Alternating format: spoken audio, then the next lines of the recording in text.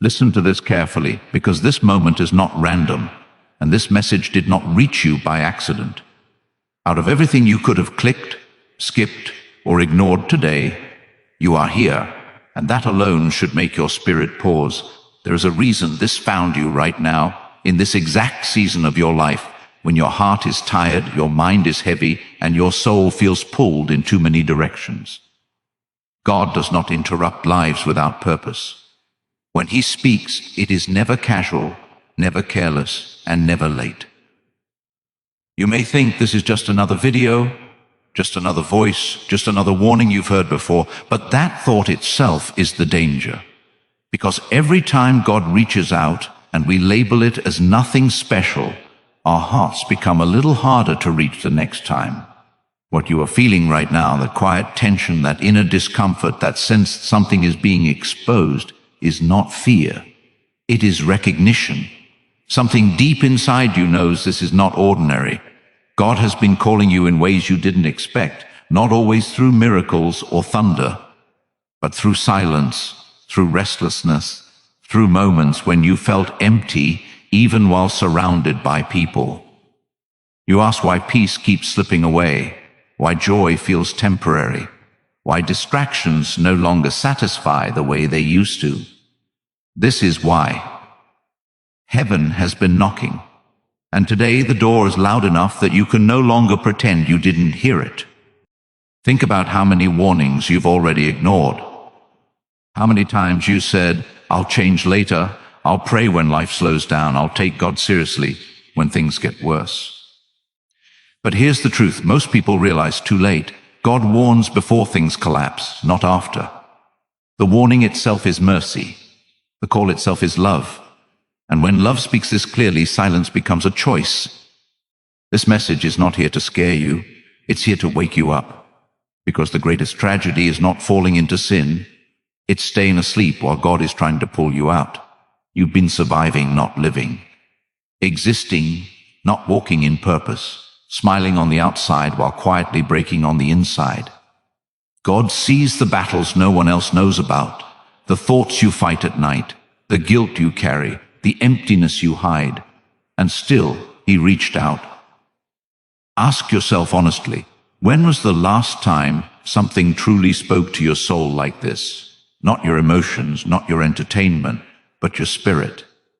That's because this isn't meant to be consumed. It's meant to be responded to. Ignoring it won't make it disappear. Skipping it won't erase the responsibility that comes with hearing the truth.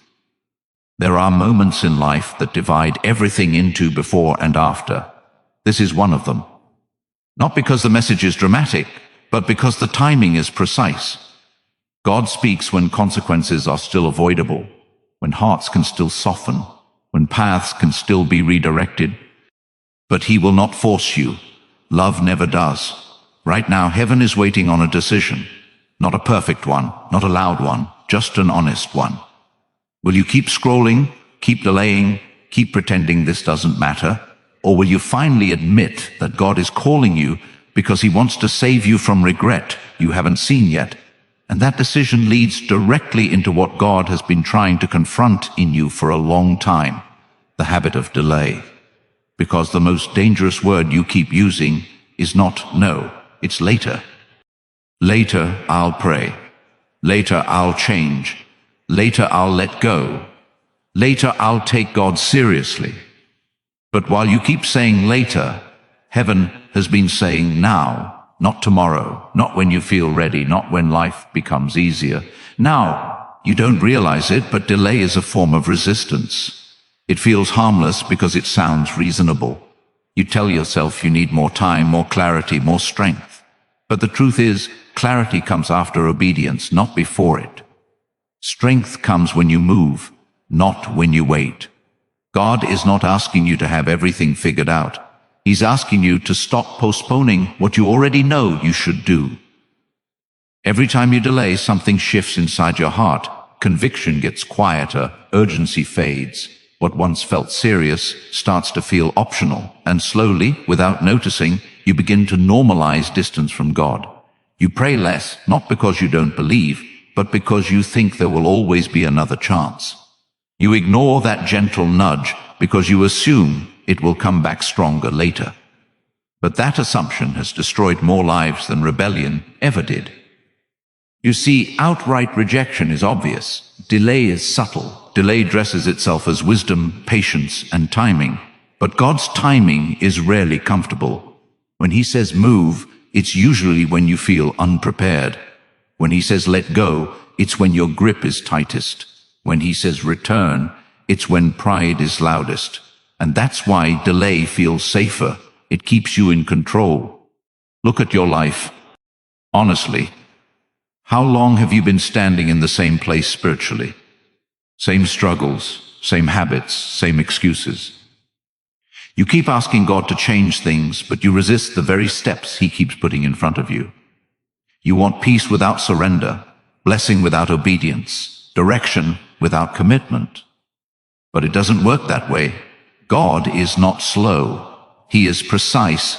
And when He speaks now, it's because now is the window. Doors don't stay open forever. Conviction doesn't always knock this clearly. The heart doesn't remain soft indefinitely. There comes a point where delay turns into distance and distance turns into silence. Not because God stopped speaking, but because you trained yourself not to respond. You might think you're waiting for the right moment, but what if the right moment is already passing?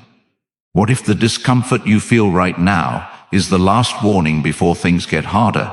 Because sometimes God allows pressure not to punish you, but to push you out of delay.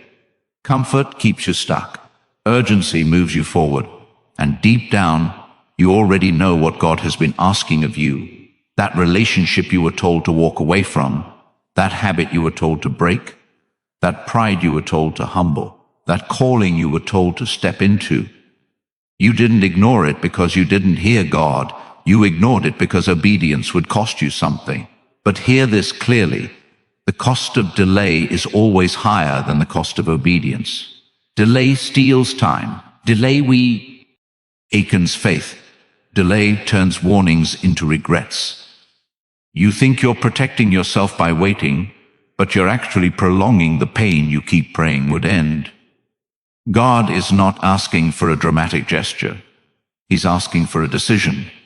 One step, one yes, one moment of courage. Not later, not someday, now. Because every time you say later, you're gambling with time you don't control. And the most painful realization comes when people finally cry out to God in desperation, only to discover they ignored Him when He was speaking gently. This is that gentle moment. This is the pause before consequences speak louder than conviction. This is the space where change is still possible, if you stop delaying. And if you're honest with yourself, you can feel it already. The evidence has been surrounding you for longer than you want to admit. The signs didn't appear overnight. They came quietly, patiently, one by one, giving you time to notice, time to reflect, time to turn back. But instead of paying attention, you explained them away. You called them coincidence, bad luck, stress, people changing, life being unfair, anything except what they really were. Because when God speaks through signs, He doesn't always shout. Sometimes He whispers through patterns, repeated disappointments, doors that keep closing no matter how hard you push, a restlessness that follows you even when things seem fine on the surface. You tried to fix it with distractions, with noise, with busyness. But the signs kept returning, stronger each time, because ignoring them doesn't cancel the message. It intensifies it. Think about how many times peace left before something went wrong. How many times your spirit felt uneasy even when your mind tried to justify the situation. That wasn't anxiety. That wasn't negativity. That was discernment.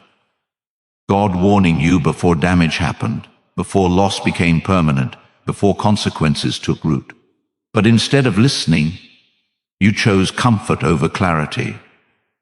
You noticed how certain relationships started draining you instead of strengthening you, how conversations felt empty, how laughter didn't last, how being surrounded by people still felt lonely. Those were signs. You felt joy fade from things you once loved. not because God was taking pleasure away, but because he was trying to detach you from what was slowly poisoning your spirit. But you held on anyway, because familiarity felt safer than obedience.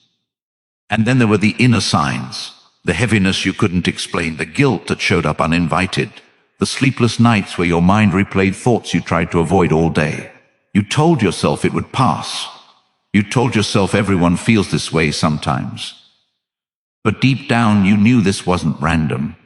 Your soul was reacting to being out of alignment with God. God often speaks through disruption.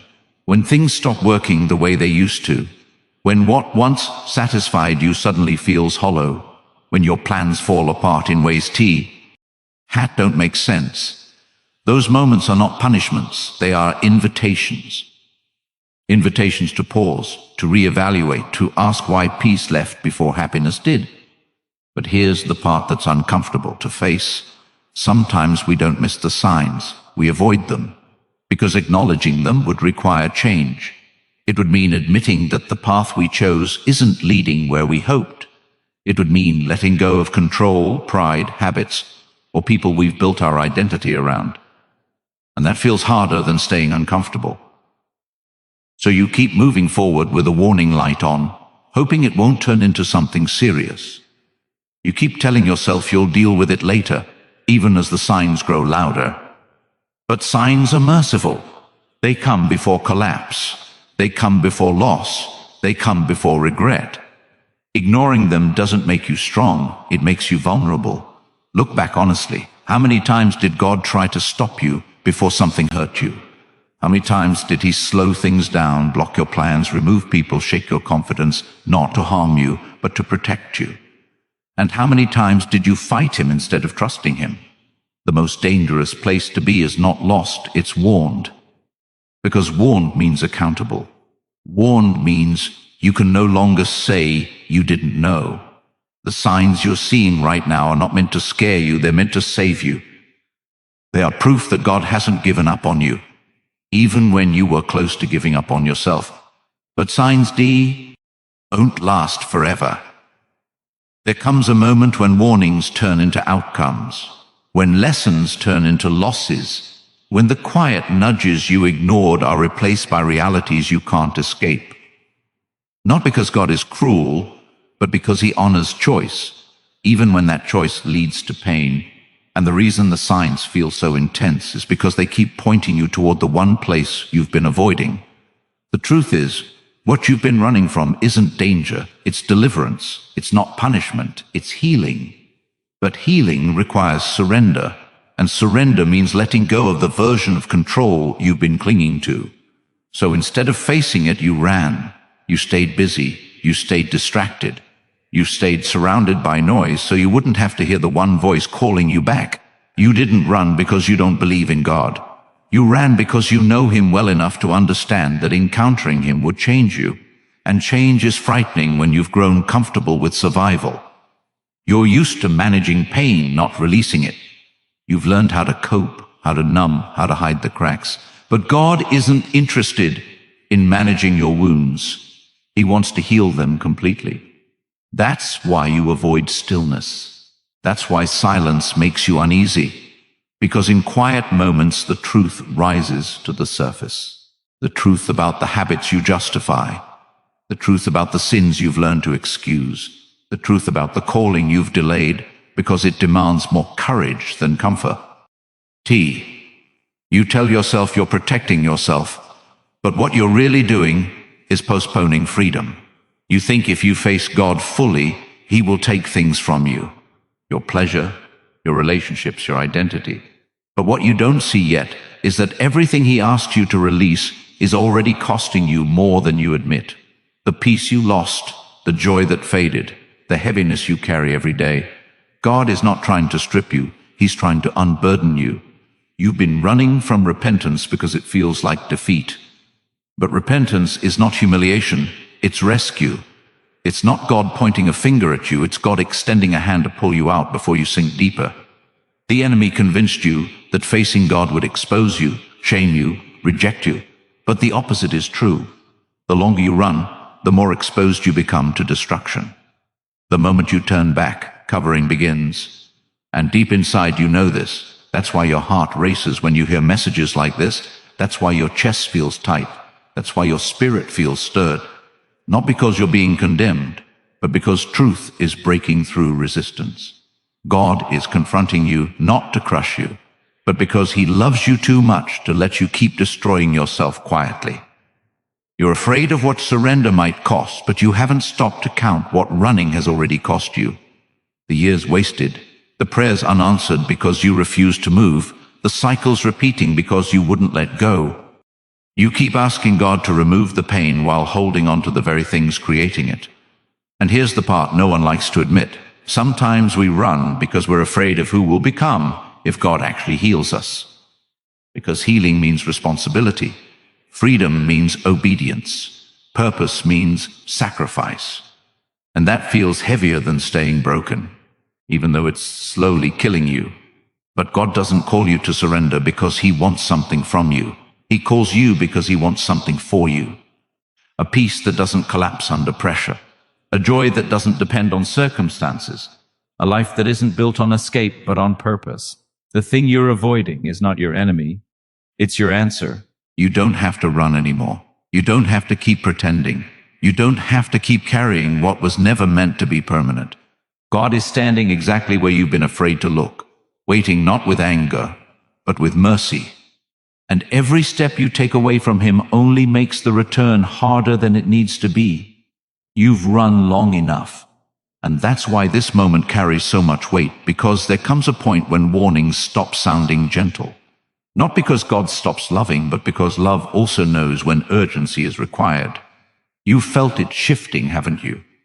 That sense that things are reaching a breaking point. That pressure building beneath the surface. That quiet fear that something is about to change, whether you're ready or not. That's not imagination. That's timing. God is patient beyond what we deserve, but patience does not mean permission. Mercy is wide, but it is not careless. There is a season where God warns, nudges, and redirects softly. And then there is a season where choices begin to solidify into consequences, not as revenge, not as punishment, but as reality. Because a loving God will not endlessly interrupt a path you insist on walking. You've been mistaking silence for approval. You thought because nothing collapsed immediately, nothing was wrong. You assumed because the ground didn't break under your feet, it never would. But delayed consequence is not cancelled consequence. It's space given for repentance, for humility, for change. Space you were meant to use, not waste. Think about how many times you felt like you were getting away with it, still functioning, still breathing, still moving forward on the outside, even while things decayed on the inside. You told yourself it wasn't that serious, that others were worse, that you still had time. But what you didn't realize is that God was giving you room to turn before the cost became heavier than you could carry. Because when warnings are ignored long enough, life doesn't whisper anymore, it shouts. Relationships break suddenly. Peace disappears completely. Opportunities close without explanation. What once felt stable collapses fast. And people are left asking, how did this happen? When the truth is, it didn't happen suddenly. It was building quietly while warnings were being dismissed. This isn't meant to frighten you, it's meant to be honest with you. Because fear can wake someone who love alone hasn't reached yet. God would rather shake you now than lose you later. He would rather disrupt your comfort than let you destroy your future.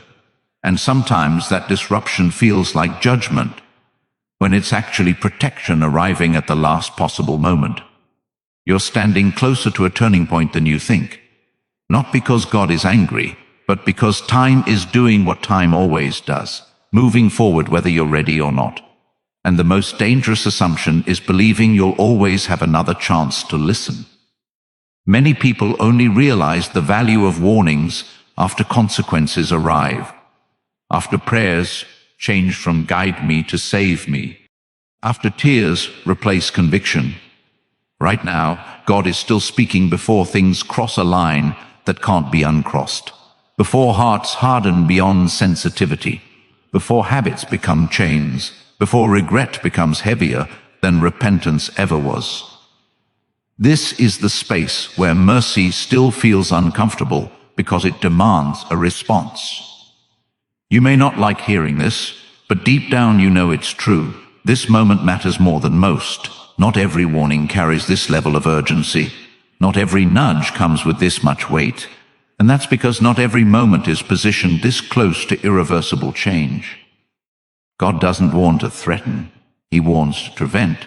But prevention only works when it's taken seriously. Ignored warnings don't disappear. They transform into lessons, and lessons learned the hard way always cost more.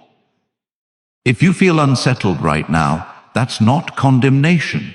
That's awareness. That's your spirit recognizing that this isn't just another message you can brush past. This is a line being drawn, not by God against you, but by truth in front of you. A moment where direction can still be altered. Because once warnings turn into actions, explanations don't matter anymore. Excuses don't soften outcomes. Intentions don't undo decisions. And God, in His justice, will honor the path you insisted on choosing, even when it breaks His heart. And that narrowing window leads to a choice you can't avoid anymore, because choosing to ignore this is no longer neutral. Skipping the S moment isn't harmless. It isn't passive. It's a decision, and every decision carries a direction. You may tell yourself you'll come back to this later, that you'll think about it when life is quieter, but that's the lie regret is built on. The belief that moments like this repeat endlessly. One day, you will remember this pause. Not the details, not the words exactly, but the feeling. The moment when something inside you stirred and you didn't know why. The moment when your heart felt exposed, when your chest felt tight, when your spirit recognized truth before your mind could argue against it. And in that future moment, you won't be asking whether God warned you. You'll be remembering that He did. Regret doesn't begin with disaster. It begins with dismissal. With the quiet thought, this isn't that serious. With scrolling past conviction. With choosing comfort over correction. No one plans to regret. They plan to delay. And delay slowly hardens into a history of missed chances. You think repentance will always be available in the same way it is right now. But repentance becomes harder the longer it's postponed. Not because God moves away, but because your heart learns how to resist. Sensitivity dulls, conviction fades. What once pierced you eventually barely registers. And then one day, you wonder why you don't feel anything anymore. Regret is heavy because it's lonely. It's the weight of realizing you knew better, that you were warned, that you sensed it coming, that you had a chance to turn when turning was still simple. It's the pain of saying, if only I had listened. And that pain doesn't come from God. It comes from memory. Right now, repentance is uncomfortable, but it's alive. It's hopeful. It's full of possibility. Regret, on the other hand, is quiet and final. It doesn't shout. It sits with you. It replays moments. It reminds you of doors that closed while you hesitated, of peace you could have had, of freedom you postponed until it cost too much. You're not being forced into anything. God doesn't coerce. He invites. But invitations expire. Not because God is cruel, but because life moves forward. Hearts change, circumstances shift, and what was once an open path becomes a lesson instead of an option. You might think skipping this only affects today, but decisions echo. What you ignore now shapes what you face later. The habits you won't confront grow stronger. The distance you tolerate grows wider. The voice you silence becomes harder to hear, and eventually regret doesn't ask permission, it arrives. This isn't about fear of punishment, it's about honesty, about acknowledging that obedience now saves you from pain later, that humility now protects you from regret later, that listening now costs far less than rebuilding later. God is offering you repentance not as a burden, but as an escape from cycles you're tired of repeating, from prayers that feel unanswered because you refuse to move, from consequences that haven't arrived yet but are closer than you think, And skipping this doesn't make those things disappear. It just delays the reckoning. You're standing at a fork in the road, even if it doesn't look dramatic. One path feels familiar, safe, unchanged. The other feels uncomfortable, humbling, uncertain. But one leads to growth, and the other leads to regret. And the tragedy is that regret often looks harmless at first. Years from now, circumstances will be different. You will be different. But this moment will still exist in your memory as a reference point. A moment when you were warned before the damage, when you were invited before the loss, when you could have chosen repentance while it still felt close. Skipping this won't erase it. It will only decide how you remember it.